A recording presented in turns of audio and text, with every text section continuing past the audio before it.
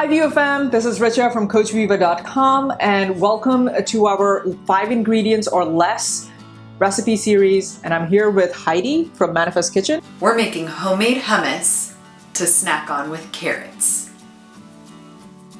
In the bowl of a food processor, add your chickpeas, lemon juice, tahini, garlic, salt, and pepper.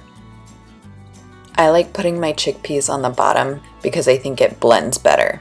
Put your lid on and pulse before turning it on continuously. You may need to stop it, scrape down the sides, and add a little bit of water if it seems too thick. Add the oil at the very end and just pulse a couple times to combine. Any longer and your oil will become bitter. If you have any questions, check out the recipe below or email me. Enjoy your hummus with some carrots for a great afternoon snack. This was a part of our 5 ingredients or less recipe series. Hey there, if you want to know when the next episode drops, go ahead and hit that subscribe button and also hit that bell icon. Until then, keep crushing it.